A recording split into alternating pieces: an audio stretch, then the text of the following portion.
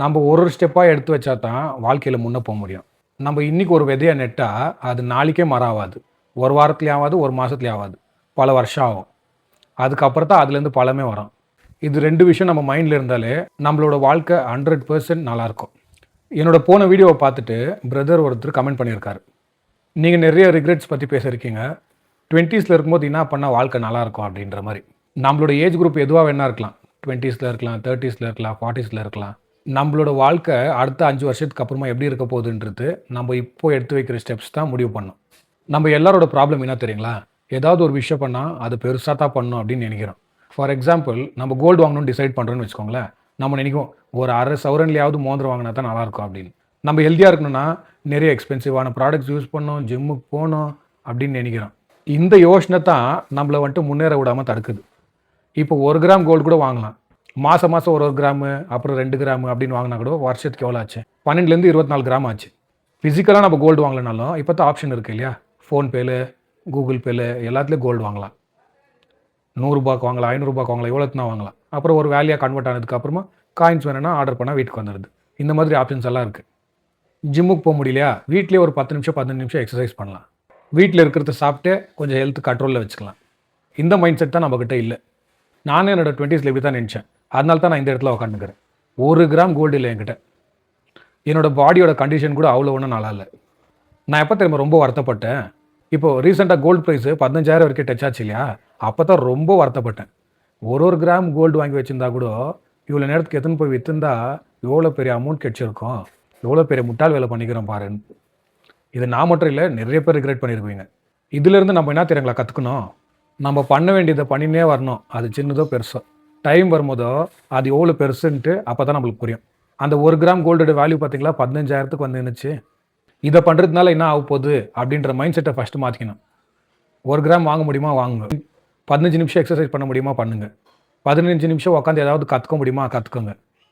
Time போக போக அந்த கோல்டோட வேல்யூ இம்ப்ரூவ் ஆகிருக்கும். உங்கள் பாடியோட கண்டிஷன் நல்லாயிருக்கும். நீங்கள் கற்றுக்கிட்ட விஷயத்தில் நீங்கள் எக்ஸ்பர்ட்டாக இருக்குவீங்க. இப்போ தான் நம்மளுக்கு 20 வயசு இந்த மாதிரி இருக்கும். திரும்பி பார்த்தா நம்மளுக்கு 30. டைம் எப்படி போகுதுன்னு நம்மளுக்கு தெரியறதே இல்லை. நம்ம சின்னதாக பண்ணுறது லாஸ்ட்டில் பெருசாக வளர்ந்து நிற்கும். இதுக்கு தான் நான் ஸ்டார்டிங்கில் அந்த எக்ஸாம்பிள் யூஸ் பண்ணேன். நம்ம இன்றைக்கி விதையை போட்டு டெய்லி கொஞ்சம் தண்ணி ஊற்றினா வந்தோன்னு வச்சுக்கோங்களேன், 10 வருஷத்தில் பெரிய மரமாக வளர்ந்து நின்று நம்மளுக்கு அதுலேருந்து ஃப்ரூட்ஸ் கிடைக்கும். அதே தான் நம்ம இன்வெஸ்ட்மெண்ட் ஆகட்டும், நம்ம ஹெல்த் ஆகட்டும், எல்லாமே நம்ம கொஞ்சமாக பண்ணினே வந்தோன்னு வச்சுக்கோங்களேன், எல்லாமே நல்லபடியாக இம்ப்ரூவ் ஆகி நம்ம லைஃப் நல்லாயிருக்கும். என்ன பர்சனலாக கேட்டிங்கன்னா, நீங்கள் 20ஸ்லையாவது இருங்க, 30ஸ்லையாவது இருங்க, நீங்கள் ஒரு 3 விஷயத்த மட்டும் சீரியஸாக எடுத்துக்கணும். 1 இன்வெஸ்ட்மெண்ட்டு, 2 ஹெல்த்து, 3 ஃபேமிலி டைம். இது 3த்துலேயும் நம்ம கரெக்டாக இன்வெஸ்ட் பண்ணின்னு வந்தோம்னு வச்சுக்கோங்களேன், நம்ம லைஃபு 100% நல்லாயிருக்கும். 30ஸ்ல இருந்தாக்கா 40ஸ்ல லைஃப் நல்லாயிருக்கும். நீங்கள் 20ஸ்ல இருந்தீங்கன்னா உங்கள் 30ஸ்ல லைஃப் நல்லாயிருக்கும். நீங்கள் ட்ரிப்புக்கு போங்க, பார்ட்டி பண்ணுங்க, ஏதாவது பண்ணுங்க, ஆனால் மாத கடைசியில் இன்வெஸ்ட்மெண்ட்டோ கரெக்டாக பண்ணுங்க. நீங்கள் ஃப்ரெண்ட்ஸு கூட ஊரை சுற்றுங்க, அதே டைமில் வீட்லேயே கொஞ்சம் டைம் ஸ்பெண்ட் பண்ணுங்க. எதுனா சாப்பிடுங்க, எதுனா குடிங்க, எதுனா பண்ணுங்க, ஆனால் உங்கள் ஹெல்த் எப்படி இருக்குதுன்னு ட்ராக் பண்ணிக்கோங்க.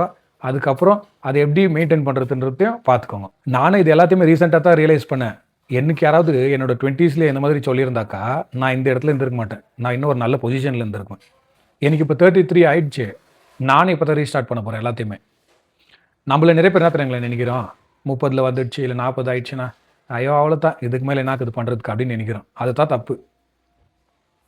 நம்ம 20ல் என்ன மிஸ்டேக் பண்ணமோ அது 30ல் பண்ணக்கூடாது இல்லை? அதுதானே புத்திசாலித்தனம். மறுபடியும் 30ல் அதே மிஸ்டேக் பண்ணின்னு இருந்தால் தப்பு. சரி, 30ல் நம்ம தப்பு பண்ணோமா, நம்ம 40ல் இருக்கிறோமா, 40ல் எதை சரியாக பண்ணணுமோ அதை சரியாக பண்ணணும் தானே. மறுபடியும் 30ல் பண்ண தப்பே 40ல் பண்ண, இவ்வளோ தான் வித்தியாசம். நம்ம இப்போ சரி பண்ணாக்கா அடுத்த 5 வருஷத்துக்கு அப்புறம் லைஃப் நல்லாயிருக்கும். இதை தான் நான் ஸ்டார்டிங்லேயே சொன்னேன். நீங்கள் எந்த ஏஜ் குரூப்லனா இருங்க, ஆனால் இந்த செக்லிஸ்ட் ஒன்று வச்சுக்கோங்க. அந்த செக்லிஸ்ட்டில் இந்த 3 விஷயம் இருக்கணும்: ஹெல்த்து, இன்வெஸ்ட்மெண்ட்டு, ஃபேமிலி. மாத கடைசியில் இந்த 3 விஷயத்த பண்ணிங்களா இல்லையான்னு நீங்கள் செக் பண்ணணும். இன்வெஸ்ட்மெண்ட் பண்ணோமா இல்லையா, பண்ணலன்னா சம்பளம் வந்தோடனே அதை ஃபஸ்ட்டு பண்ணணும். நம்ம ஹெல்த்தை இம்ப்ரூவ் பண்ணுறது நம்ம ஏதாவது பண்ணோமா இல்லையா, பண்ணலையா, அப்போது கண்டிப்பாக நெக்ஸ்ட் மாதம் அதை பண்ணணும். நம்ம ஃபேமிலி கூட டைம் ஸ்பெண்ட் பண்ணோமா, அவங்க கூட ஒரு நல்ல பாண்ட் இருக்கா, அதை கண்டிப்பாக செக் பண்ணணும். நாளைக்கு பின்னே ஏதோ ஒரு பிரச்சனைனா வீட்டில் இருக்கிறவங்க தான் வந்து நம்மளுக்கு நிற்க போகிறாங்க, வேறு யாரும் வர போகிறதில்ல. ப்ரோ 20ஸ்ல என்ன பண்ணணும் அப்படின்னு கேட்டிங்க, அதுக்கு நான் கரெக்டாக பதில் சொன்னான்னு தெரியல. பட் இந்த 3 விஷயத்தை ஃபாலோ பண்ணாக்கா லைஃப் நல்லாயிருக்கும் அப்படின்றது நான் நம்புகிறேன். இது முழுக்க என்னோட எக்ஸ்பீரியன்ஸ் பேஸ்டு தான். நான் வேறு ஏதாவது முக்கியமான பாயிண்ட்ஸை விட்டுட்டு இருந்தால் மறக்காமல் கமெண்ட்டில் மென்ஷன் பண்ணுங்கள். நீங்கள் ஷேர் பண்ணுறது வேறு யாருக்காவது யூஸ்ஃபுல்லாக இருக்கும்.